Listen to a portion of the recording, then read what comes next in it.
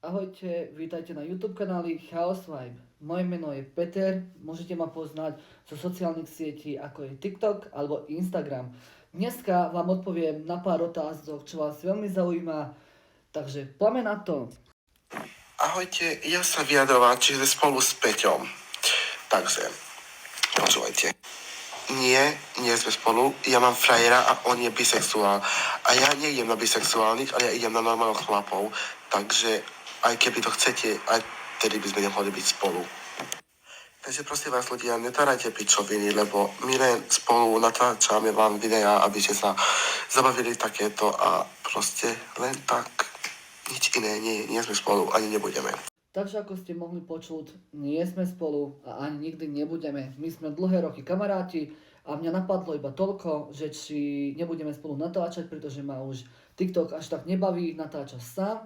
A som aj tak šialený, aj ona je šialená, takže chceli sme, aby ste sa zabavili a dostávame od vás super správy, že vás zabávame, že umierate smiechom večer, keď pozeráte na telke naše videá, takže ďakujeme, sme za to veľmi radi, že sa vám to páči a že vás zabávame. Takto isto budeme pokračovať, nebojte sa, budú ešte vtipnejšie videá, budú ochutnávky, budú proste make-up tutoriál, že ja ju budem malovať, potom budú hociaké vlogy, pôjdeme nakupovať, budú get ready with me, proste hocičo vám natočíme na YouTube, pretože som sa tak rozhodol, že budem točiť na YouTube dosť veľa videí, pretože YouTube je že brutalita a ja som bol takže YouTuber.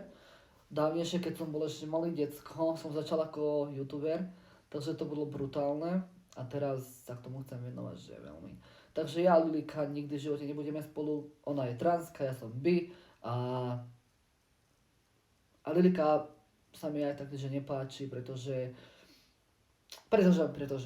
ona má aj tak svojho frajera, ktorého miluje, takže toľko k tomu by som povedal. Pýtali ste sa ešte to, že ona koľko má rokov. Ona má 17 rokov a nechcel som vám to povedať, ale tak poviem, zabije ma pohodinda, takže toľko k tomu.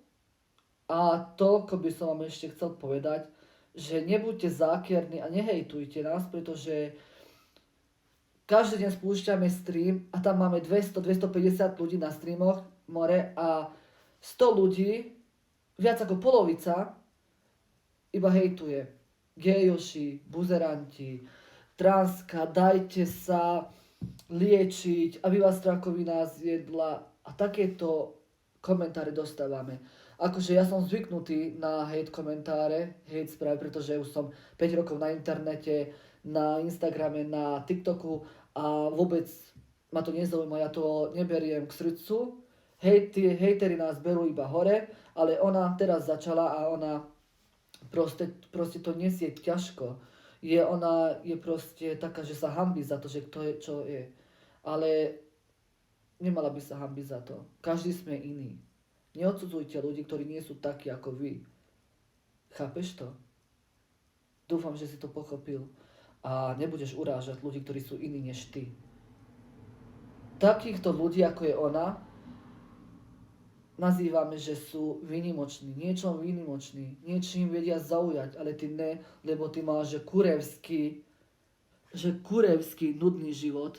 Toľko by som tebe iba povedal. Takže toľko k tomu.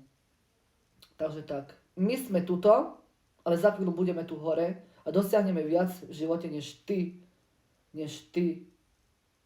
aby si o tom vedel.